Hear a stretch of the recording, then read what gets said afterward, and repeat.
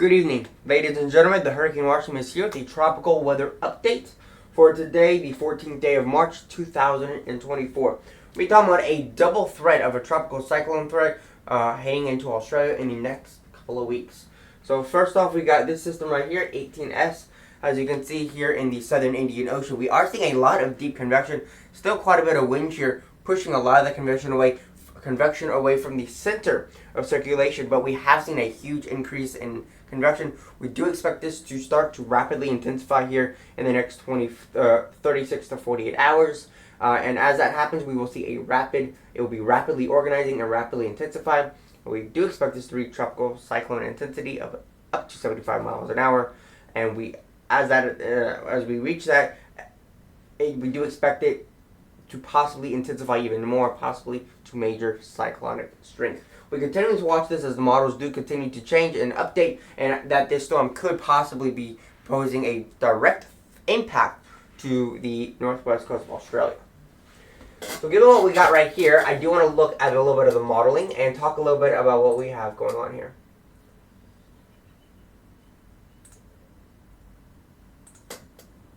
So here's the storm. Again, a majority of the convection is being pushed away and off to the west. Storm will get itself slowly but surely organized, and then it will begin to rapidly intensify. And as you can see here, 968 millibars. It does not appear that it does in fact make landfall, but it does become rather intense. If we take a look at the lower dynamics, we can actually take a look at the wind speed here at about 75 knots, about 85 or so, 85, 90 miles an hour right there. Very, very well developed storm by this period.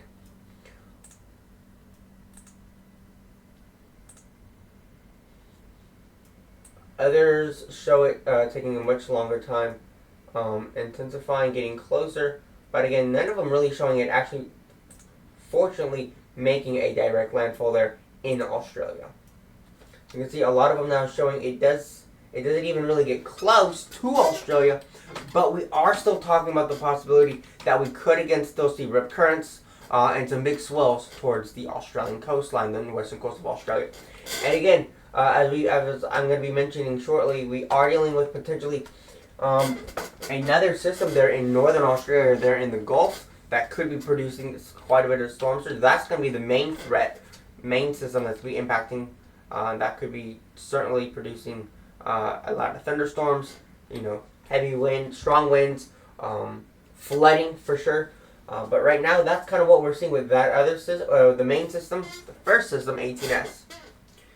So 18S really looks like it is going to develop into a stronger system, but as of right now, it has not made it to that point. Right now, they're only showing a maximum wind speed of about 75 miles an hour. I do expect that to be, in fact, stronger than what they're showing right now.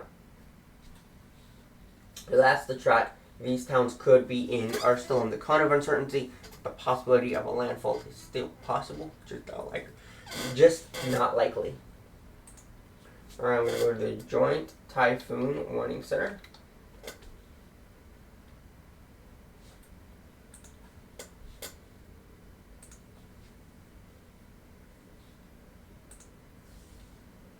So this system, and then 18S, and that's the other system that we are monitoring at this moment. 18S here, and then 94S right here. So 18S here is the latest satellite imagery of it. So as you can see, there is a amount of convection here. A lot of it, some of it's still being pushed away from the center, but it is beginning to go into that period of time where it is beginning to organize. We are starting to see more of those classical tropical cyclone characteristics. Starting to see some banding going on here. A little bit this way, a little bit this way. Once we get those developing in a more outflow bands, that's when we're going to start to see this storm really intensify. You get those outflow boundaries, those bands of outflow. You get the column of air rising through and then moving away from the center so it can suck up more moisture from the surface of the ocean. So that's kind of what we're looking at with this system right now. Not super duper active and is not expected to make a direct impact to Australia at this moment, but models have been changing throughout the day and throughout the week. So right now, not expected to make landfall, but we will continue to monitor and give you all the latest updates on these systems. Alright, I do want to move on to our next system, which is going to be Tropical Cyclone Invest 94S. It also does have quite a bit of deep convection, as it is situated over a lot of really hot water, 30 degrees, 31 degrees Celsius, 83, 84, 85 degrees Fahrenheit. Very, very, very warm waters here in the southern Indian Ocean right here. It's technically Southeast Indian Ocean there in northern Australia. So lots of convection. You can actually see it almost starting to rotate a little bit. I think this will be easier if you look at water vapor, or even towards the end. Yeah, you can start to see that rotation is beginning to take shape. You can see it from here also. Very, very easy to see. The clouds are expanding, getting more coverage. Maybe some dry air coming in through here trying to prevent it, but that is quickly closing off.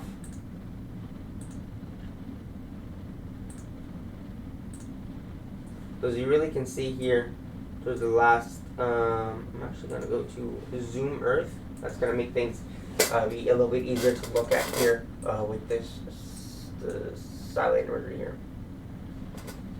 So again, here it is. I'm going to put this into smooth, 12 hours, fast.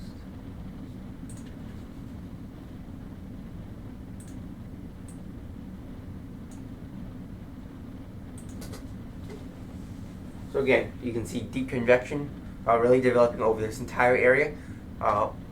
Air moving in, there we get explosive, so we get to expand. We get some dry air here in this area. That begins to get filled out with moisture, and you can kind of see the entire general system beginning to rotate. You can see those low-level clouds at the surface moving towards the storm inwards. We're starting to see more of that convection and more well-developed thunderstorms, so I do expect this to, as we continue to see this, continuing to intensify as it makes its way towards the Gulf right there. So generally what we're going to be looking at, we're going to also look at models for these systems, but for this system where I do expect to see a lot more heavy rain and flooding, perhaps, and especially along the coastline where it does make landfall, we could possibly see upwards of 1 foot to 1.5 feet of rain is possible along the immediate coastline, and then obviously dealing with the storm surge, those strong winds pushing that water right onto the coastline, and then those hurricane force winds, 70, 80, possibly 90 miles an hour, or even close to about 100 miles an hour. Definitely winds gusting to over 100 miles an hour. Very strong winds. Won't be a slow mover. It's not going to sit around and stall out, but we will see a large amount of rain for this area as it is still developing, and we are already seeing a lot of that deep convection occurring right there in northern Australia. Alright, I do want to take a look and see if we can see what we got here for radar in this area. So again, we are seeing quite a bit of radar here in northern Australia. So you can actually see it actually kind of rotating around the center of circulation. And we are seeing bits of heavy rain out in some of these areas. Really light to moderate, nothing super duper heavy.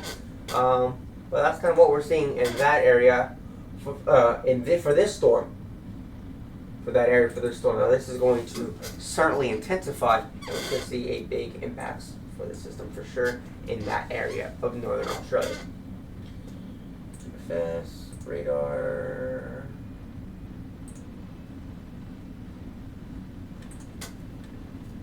These are terrible.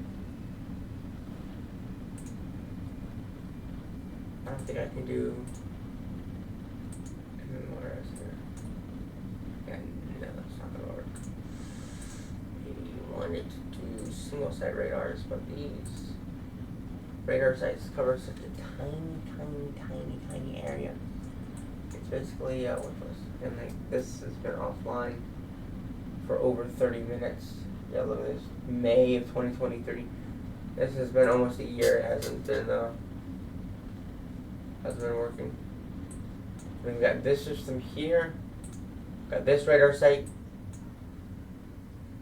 A lot of the radar sites in this area are not seeming to be working.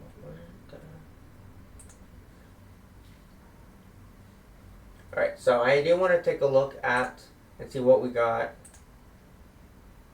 Okay. Precipitation wise, this is forecasted rain.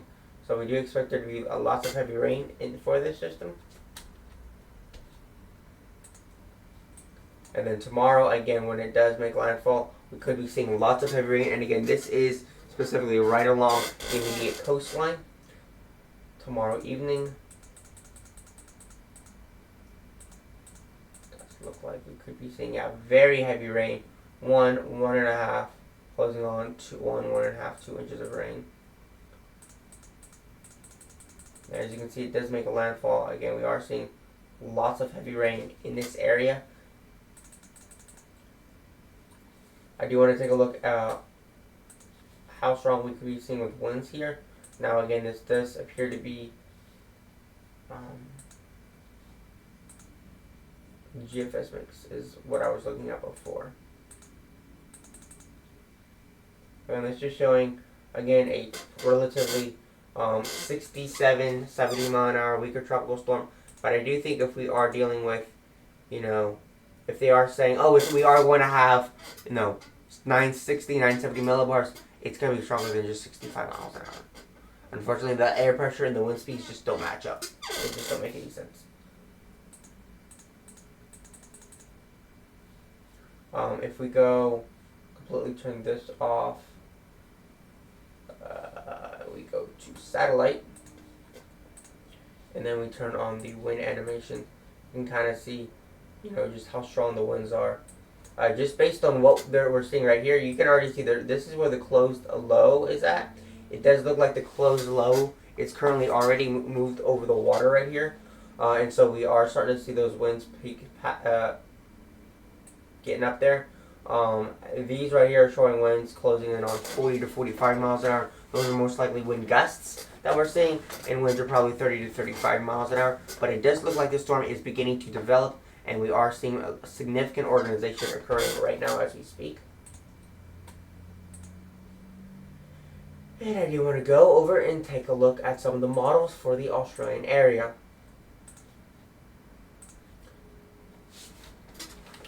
That storm is expected to intensify and make landfall there.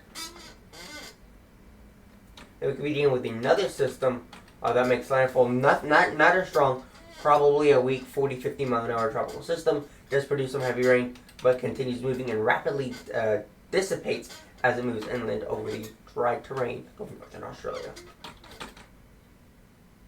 And then again, we could be seeing in about 2 weeks or so from now another tropical system developing there in it's like right on the border of South Indian Ocean and Southern Pacific Ocean, in the Gulf.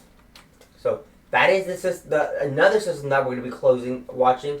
But these two systems here and here are the two main systems that we're going to be watching. This system is going to produce a lot more direct impacts, while the system on the western part of Australia will be more indirect impacts. Indirect impacts including mainly going to be the rip currents. Rip currents could be the main indirect impact. But if this system over here were to make landfall, we'll continue to watch. We will be doing a video tomorrow morning regarding the development of this system. And then we'll also be doing a stream tomorrow evening, as we could be seeing as this other system in the Gulf begin to get itself organized and it's about to make landfall. So this system right here, not expected to make landfall. It's expected to get close enough to produce dangerous rip currents across the entire western coast of Australia. Alright? If you do live in the northern portions of Australia, make sure you have all your necessities ready. Your medicine, your food, non-perishables, water, medicine. If you have animals, make sure they have what they need. They need to have water, they need to have food. And if they have any medicine, make sure you have a count of everything that you need and everything that you have. If you are staying in, make sure you have a generator. If it's a gas generator, make sure you're using it outside. Or diesel or petrol or whatever the correct terminology is in this part of the world. I believe it is petrol. If you're using a petrol generator, make sure you're using it on the outside of your house, away, 15-20 feet away from the house, because those fumes can actually penetrate through the walls and leak into your house. Carbon monoxide you cannot smell, you cannot see, but it will kill you. So make sure you do that. And if you are evacuating, make sure you have an evacuation plan, where you're going to go, the place you're going to go. Make sure you have a place you're going to stay. If it's a hotel room or you're staying with friends or family, make sure you have all of that set to go. And there will probably be some traffic. At least that's how it is here in the States. There's huge amounts of traffic when there are massive evacuations for tropical cyclones. And this area doesn't seem very densely populated. That really seems like the eastern part of Australia that does not get directly hit by cyclones. So I don't think evacuation should be much of an issue. But in the case that you do want to evacuate, just be prepared and get yourself ready to head out, because you don't have much more time left. So I do want to go to the Australian Meteorological Agency and see what they're saying, and kind of explain everything that's going on, and then talk about that. Okay, so this one I'm not too concerned about. This one's a little bit more concerning. Interesting that they still have it at a low chance of development when it seems to be doing something like that. But yeah, it does appear that this system is going to intensify and become quite a significant storm, and then when it does make landfall, it will quickly weaken.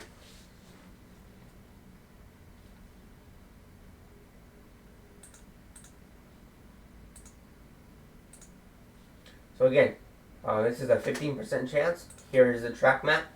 Again, there it is. It is expected to intensify to a Category 2 tropical cyclone. We will be watching this, as this does seem to be Port Hedland, Caritha, Onslow, Exmouth, generally away from the, again, impacts will be indirect. We are not expecting to see direct impacts with this storm, but again, if that does change, it continues to get closer, we will update y'all, and the next update will be tomorrow morning. So again, these are the updates. This is what we have right now for this system. Not very organized, slowly getting itself together. And then this is the other system. Again, less than 5% chance.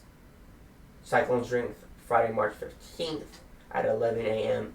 Australian Eastern Standard Time.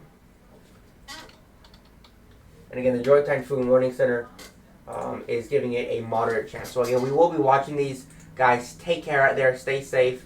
If you have any comments, questions, or concerns, feel free to DM me. Link will be in the description below.